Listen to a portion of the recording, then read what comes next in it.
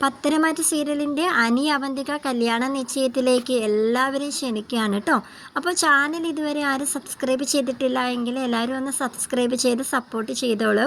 അപ്പോൾ നമുക്ക് വീഡിയോയിലേക്ക് കടക്കാം. അങ്ങനെ നമ്മുടെ അനിയുടെയും അവന്തികയുടെയും കല്യാണ നിശ്ചയം വന്ന് നിൽക്കുകയാണ് കേട്ടോ ഇങ്ങനെ. അപ്പോൾ ആ ഒരു ദിവസം എല്ലാവരും ഭയങ്കര ഹാപ്പി ആയിട്ടൊക്കെ നിൽക്കുകയാണ്. മുത്തശ്ശൻ ഭയങ്കര സന്തോഷത്തിലാണ് കേട്ടോ. ആദർശിനെയും നയനേനെയൊക്കെ വീട്ടിലേക്ക് തിരികെ വിളിച്ചു. അവരും ഹാപ്പി, എല്ലാവരും ഹാപ്പി. പക്ഷേ നമുക്കറിയാം അല്ലേ, നന്ദുവിനും എനിക്ക് മാത്രം ഒരു സന്തോഷവും ഇല്ല. ആ ഒരു കാര്യം മാത്രം ആരും അറിയാതെ പോകുന്നുമുണ്ട്. അവന്തികയാണെങ്കിൽ ഭയങ്കരമായിട്ട് അണിഞ്ഞൊരുങ്ങി ഇങ്ങനെ നിൽക്കുകയാണ് കേട്ടോ. അനിയായിട്ടുള്ള വിവാഹം അവൾ ഒരുപാട് സ്വപ്നം കണ്ടു. നവീനുമായിട്ടുള്ള വിവാഹം ഒരു പരിധി വരെ അടുത്തപ്പോഴത്തേക്കുമാണ് നവീൻ അത് വേണ്ടെന്നൊക്കെ വെച്ചത്. അങ്ങനെയാണ് അനിയുമായിട്ടുള്ള കല്യാണമൊക്കെ നമ്മുടെ മുത്തശ്ശന് ഉറപ്പിക്കുന്നത്. അങ്ങനെ ആ ഒരു ദിവസം വന്ന് നിൽക്കുകയാണ് കേട്ടോ. നന്ദുവാണെങ്കിൽ മുറിയിൽ നിന്ന് പുറത്തോട്ടൊന്നും ഇറങ്ങുന്നില്ല. കനക ചെന്ന് വിളിക്കുന്നുണ്ട്, നന്ദുമോളെ കഥക് തുറക്കെന്നും പറഞ്ഞ് കൊട്ടി ഇങ്ങനെ വിളിക്കാൻ കേട്ടോ. അപ്പോൾ കുറേ നേരം ഒരു അനക്കമൊന്നുമില്ല. അങ്ങനെ കനക പേടിക്കുകയാണ്. ദൈവമേ, ഇന്ന് അനുമോൻ്റെ കല്യാണ നിശ്ചയമല്ലേ, ഇവളിനി വല്ല കടുങ്ങിയ വല്ലതും കാണിച്ചോ? മോളെ കഥക് തുറക്കെന്നും പറഞ്ഞിട്ട് കനക കുറേ നേരം ഇങ്ങനെ കഥകിൽ തട്ടുക കേട്ടോ. അങ്ങനെ ഒരുപാട് നേരം കഴിഞ്ഞപ്പോഴത്തേക്കുമാണ് നന്ദു വന്ന് കഥക് തുറക്കുന്നത്. കനക, എൻ്റെ ദൈവമേ, ഞാൻ ഒരു നിമിഷം ഒന്ന് പേടിച്ചു പോയി. എന്താ മോളെ, എത്ര നേരം ഞാൻ ഈ കഥകിൽ കൊട്ടുന്നു? നീ എന്താ മുറിയുടെ വാതിൽ തുറക്കാൻ ഇത്ര താമസിച്ചത് എന്നൊക്കെ പറഞ്ഞ് കനക ഭയങ്കരമായിട്ട് ടെൻഷൻ അടിച്ച് ചോദിക്കാൻ കേട്ടോ.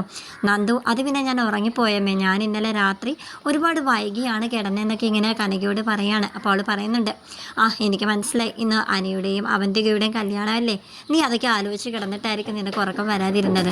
ഇനിയെങ്കിലും നീ എല്ലാം മറക്ക്. അനുമോ കണ്ടില്ലേ അവന്തിയായിട്ടുള്ള കല്യാണത്തിനൊക്കെ സമ്മതിച്ചത്. നീ ഇന്നലെ പറഞ്ഞിരുന്നല്ലോ നീ ഇന്ന് ഓഫീസിൽ പോവുകയാണ്, നിശ്ചയത്തിനൊന്നും വരുന്നില്ല എന്ന്. അതുകൊണ്ട് ഞങ്ങളിതേ റെഡി ആവാൻ പോവുക, നീ ഓഫീസിലോട്ടല്ലേ, ഞങ്ങൾ ഒരുങ്ങട്ടെ എന്നൊക്കെ പറഞ്ഞിട്ട് കനക അങ്ങോട്ട് പോവാണ് കേട്ടോ. ബെഡ് കോഫിയൊക്കെ മേശപ്പുറത്ത് വെച്ച് തയ്യാറാക്കി വെച്ചിട്ടുണ്ട്, കാപ്പിയൊക്കെ എന്നൊക്കെ പറഞ്ഞിട്ട് അവൾ പോവാണ്. അങ്ങനെ നന്ദുവിരനിഷ് ഇങ്ങനെ ആലോചിച്ച് ഇങ്ങനെ നിൽക്കുകയാണ് കേട്ടോ. വേറെ ഒന്നുമല്ല, അനി പല പ്രാവശ്യം പറഞ്ഞു നമുക്ക് ഈ വീട് വിട്ട് ഈ നാട് വിട്ട് നമുക്ക് എങ്ങോട്ടെങ്കിലും പോയാലോ എന്ന് നന്ദുവിനോട് പല പ്രാവശ്യം പറഞ്ഞതാണ് കേട്ടോ. പക്ഷേ നന്ദുവാണ് അനിയെ പറഞ്ഞ് തിരുത്തിയത്. വേണ്ട അനി, അത് നമ്മുടെ കാരണം മറ്റുള്ളവർക്ക് എല്ലാവർക്കും അതൊരു സങ്കടമാവും. ഇപ്പോൾ അവന്തികയാണെങ്കിൽ ഒരുപാട് സ്വപ്നം കണ്ട് ആ കുട്ടിയുടെ ജീവിതം ഞാനായിട്ട് തകർക്കുന്നില്ല. ഇനി നമുക്ക് തമ്മിൽ പിരിയാം എന്നൊക്കെയുള്ള രീതിയിലാണ് കേട്ടോ അനിയോട് നന്ദു സംസാരിച്ചത്. അപ്പോഴും അനി പറയുന്നുണ്ടായിരുന്നു, നീ അനാമികയായിട്ടുള്ള കല്യാണത്തിനും ഇതുപോലെ തന്നെയായിരുന്നു. എന്നിട്ട് എൻ്റെ ജീവിതം എന്തായി? അനാമിക എൻ്റെ ജീവിതത്തിൽ നിന്ന് പോയില്ലേ? അവളെ എൻ്റെ ജീവിതത്തിലേക്ക് കടന്നു വരേണ്ടവളല്ലായിരുന്നു. അന്ന് ഞാൻ എത്ര കാല് പിടിച്ച് നിന്നോട് പറഞ്ഞതാ എൻ്റെ ഒപ്പം വരാൻ. പക്ഷെ നീ അന്ന് സമ്മതിച്ചോ? ഇല്ല. എൻ്റെ ജീവിതം അങ്ങനെ അതോടെ തകർന്നു. ഇപ്പോൾ അവന്തികയായിട്ടുള്ള ജീവിതത്തിലേക്ക് അവരെല്ലാവരും ഇപ്പോൾ എന്നെ ക്ഷണിച്ചുകൊണ്ടിരിക്കുകയാണ്. ഇപ്പോഴും ഞാൻ പറയുന്നു, നന്ദു, നീയാണ് എൻ്റെ പെണ്ണ്, എനിക്ക് നീ അല്ലാതെ ജീവിക്കാനാവുന്നില്ല. നീ ഇതിലേക്ക് എന്നെ വീണ്ടും തള്ളിയിടുകയാണെന്നൊക്കെ അനു ഒരുപാട് സങ്കടപ്പെട്ട് നന്ദുവിനോട് പറയുന്നുണ്ട് കേട്ടോ. പക്ഷെ നന്ദുവാണെങ്കിൽ നന്ദുവിന് കാരണം അവളുടെ ചേച്ചിമാർ ആ ഒരു വീട്ടിലാണ് താമസിക്കുന്നത് മരുമക്കളായിട്ട്. അപ്പോൾ അതൊക്കെ ഓർത്തിട്ട് അവൾക്ക് ഇല്ല, ഞാൻ അങ്ങനെ ഒരു തെറ്റ് ചെയ്യില്ല അനി, എനിക്ക് അതിനെ സാധിക്കില്ല എന്നൊക്കെ പറഞ്ഞിട്ട് അനി അതിൽ നിന്ന് പിൻവലിക്കുകയായിരുന്നു അവൾ ചെയ്ത് കേട്ടോ. പിന്തിരിക്കുകയാണ് അവൾ ചെയ്തത്. എന്നിട്ട് പിന്നെ അനി പിന്നീട് പല തവണ നന്ദുവിനെ വിളിച്ചിട്ട് അവൾ ഫോണൊക്കെ ഓഫ് ചെയ്ത് വെക്കുമായിരുന്നു കേട്ടോ. അങ്ങനെ അനി ഭയങ്കര സങ്കടത്തിലൊക്കെ ഇരിക്കുകയായിരുന്നു. ആദർശൻ നയനയാണെങ്കിൽ അനിയോട് സംസാരിക്കുന്നുണ്ടായിരുന്നു ഇതിനെപ്പറ്റി. അനി, നീ നന്ദുവിനെ മറക്കണം, മുമ്പ് പറഞ്ഞതുപോലൊന്നുമല്ല. അനാമിക മറ്റൊരു കുടുംബത്തിലെ പെൺകുട്ടിയായിരുന്നല്ലോ, എന്നാൽ അവന്തിക അങ്ങനെയല്ല, ഈ കുടുംബത്തിൽപ്പെട്ട തന്നെ ഒരു പെൺകുട്ടിയാണ്. അതുമല്ല, അവൾ നല്ല അബിയെയും ജലജാൻ്റിനെയും പോലൊന്നും അല്ല. അതുകൊണ്ട് അവന്തിക നീ ഒരിക്കലും വിഷമിപ്പിക്കരുത്, അവൾ നല്ലൊരു പെൺകുട്ടിയാണെന്നൊക്കെ പറഞ്ഞ് അനിയെ കൊണ്ട് സമ്മതിപ്പിക്കുകയാണ് കേട്ടോ. അങ്ങനെ അവന് ഇതിൽ നിന്നും ഒരു കാരണം പറഞ്ഞ് ഒഴിയാനായിട്ടൊന്നും അവന് പറ്റുന്നില്ലായിരുന്നു. അവന്തിക നാഗേന്ദ്രനെ വിളിക്കുന്നുണ്ട് കേട്ടോ. ഈ ഒരു സന്തോഷമായിട്ടുള്ള ഈ ഒരു ദിവസം അച്ഛൻ ഇവിടെ എൻ്റെ കൂടെ ഉണ്ടായിരുന്നെങ്കിൽ ഞാൻ ആഗ്രഹിച്ച് പോവുകയാണ് അച്ഛാ. എന്തായാലും അച്ഛനില്ലാത്ത വിഷയം എനിക്ക് ഒത്തിരി ഉണ്ട്. എങ്ങനെയെങ്കിലും അച്ഛൻ ഈ നിശ്ചയത്തിനൊന്ന് വരണോ അച്ഛാ എന്നൊക്കെ പറഞ്ഞ് നാഗേന്ദ്രനെ വിളിക്കുന്നുണ്ട് കേട്ടോ. നാഗേന്ദ്രൻ അപ്പോൾ പറയുന്നുണ്ട്, മോളെ നമ്മളായിട്ട് ഒരു അവിവേകമൊന്നും കാണിക്കണ്ട. ചിലപ്പോൾ ഞാൻ ഈ നിശ്ചയത്തിന് വന്നു കഴിഞ്ഞാൽ ചിലപ്പോൾ ഈ കല്യാണ നിശ്ചയം വരെ മുടങ്ങിപ്പോകും. പിന്നെ നമ്മൾ സ്വപ്നം കണ്ടതൊക്കെ വെറുതെ ആകും. അതുകൊണ്ട് എൻ്റെ മോൾ ആ സങ്കടമൊക്കെ ഒന്ന് ഉള്ളിലൊതുക്കി ഒന്ന് ചിരിച്ച മുഖത്തോടെയൊക്കെ താഴത്തോട്ട് ചെല്ല്. അനിയായിട്ടുള്ള നിൻ്റെ വിവാഹ നിശ്ചയം നടക്കാൻ പോകുന്നത്. എൻ്റെ മോള് ഒരു കാരണവശാലും ഒന്നുകൊണ്ടും എൻ്റെ മോളുടെ കണ്ണ് നിറയാനായിട്ട് പാടില്ല. ഇന്ന് സന്തോഷിക്കേണ്ട ദിവസമല്ലേ മോളെ എന്നൊക്കെ പറഞ്ഞ് നാഗേന്ദ്രൻ അവന്തികയോട് ഇങ്ങനെ ധൈര്യം ഇങ്ങനെ കൊടുക്കാൻ കേട്ടോ.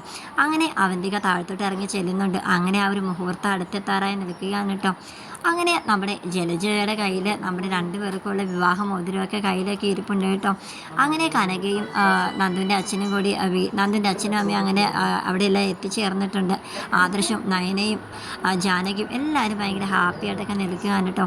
അങ്ങനെ ആ ഒരു നമ്മൾ വിചാരിക്കും ഈ ഒരു വിവാഹം നിശ്ചയം അങ്ങോട്ടും ഇങ്ങോട്ടും അവർ മോതിരം കൈമാറുന്നതിനെക്കാട്ടി മുന്നേ തന്നെ എന്തെങ്കിലും ഒരു ഹോപ്പ് കാണും, അല്ലെങ്കിൽ ഈ വിവാഹം നിശ്ചയം നടക്കില്ല എന്ന് നമ്മൾ കരുതും കേട്ടോ. പക്ഷേ രണ്ടുപേരും അങ്ങോട്ടും ഇങ്ങോട്ടും മോതിരം അങ്ങനെ കൈമാറുകയാണ് കേട്ടോ.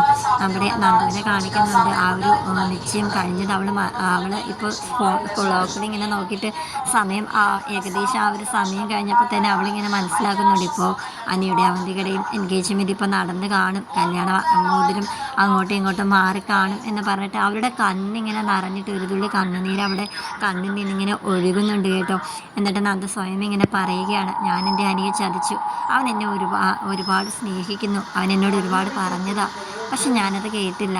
സാരമില്ല, എല്ലാം ഇനി നല്ലതിനായിരിക്കും, ഞാൻ ഇനി അനിയെക്കുറിച്ച് ഓർക്കുന്നില്ല എന്ന് പറഞ്ഞ് അവൾ ഓഫീസിലോട്ട് പോവുകയാണ്. അങ്ങനെ എന്നാലും അവൾ ഇനി ഒന്നിനെ കുറിച്ചും ഓർക്കുന്നില്ല എന്ന് അവൾ സ്വയം വിചാരിച്ച് അങ്ങനെ പറഞ്ഞെങ്കിലും ആ ഒരു ചിന്തയായിരുന്നു കേട്ടോ അവളുടെ മനസ്സ് മുഴുവനും. അങ്ങനെ അവൾ സ്കൂട്ടിയിൽ സ്റ്റേഷനിലോട്ട് ഇങ്ങനെ പോയിക്കൊണ്ടിരിക്കുകയാണ്.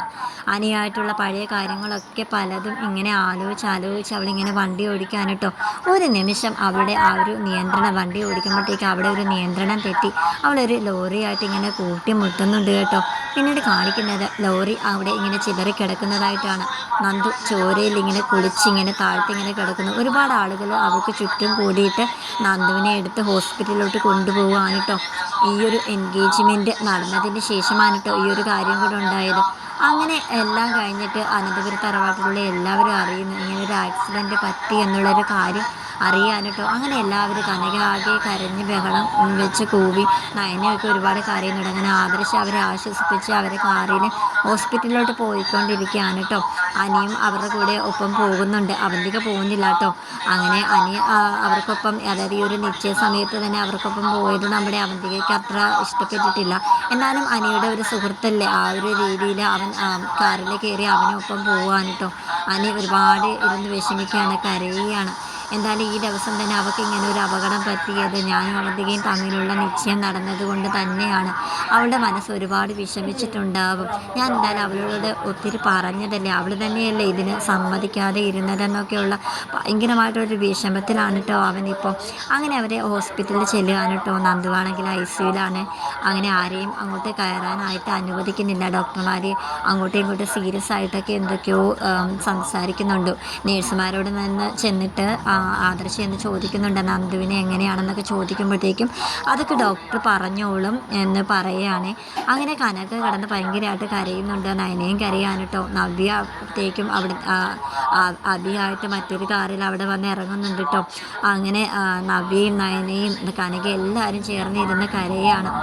ഹോസ്പിറ്റലിൻ്റെ വാതിക്കൽ, ICUവിൻ്റെ വാതിക്കൽ ഇങ്ങനെ കിടന്ന് ഒച്ച വെച്ച് ബഹളം ഒന്നും വെക്കല്ലേ എന്ന് ഇടയ്ക്ക് വന്ന് ഡോക്ടർ പറയുന്നുണ്ട്. അങ്ങനെ ആദർശ് അവരെയും കൂട്ടിക്കൊണ്ട് മറ്റൊരു ഹോസ്പിറ്റലിലെ എൻ്റെ മറ്റൊരു ഭാഗത്തേക്ക് അവരെ കൊണ്ട് ഇരുത്തുകയാണ്. എന്തായാലും നന്ദുവിനൊന്നും വരത്തില്ല, എന്തായാലും ഡോക്ടർമാർ നോക്കിക്കൊണ്ടിരിക്കല്ലേ എന്നൊക്കെ ഇങ്ങനെ പറയാൻ കേട്ടോ. അങ്ങനെ ഡോക്ടർ വന്നിട്ട് പറയുന്നുണ്ട് 2 കുപ്പി ബ്ലഡ് വേണം, ഒരുപാട് ബ്ലഡ് പോയിട്ടുണ്ട്, അതുകൊണ്ട് പോസിറ്റീവ് ബ്ലഡ് വേണമെന്ന് ഇങ്ങനെ പറയാൻ കേട്ടോ. അങ്ങനെ നമ്മുടെ അനിയുടെ ബ്ലഡും പോസിറ്റീവ് തന്നെയാണ്.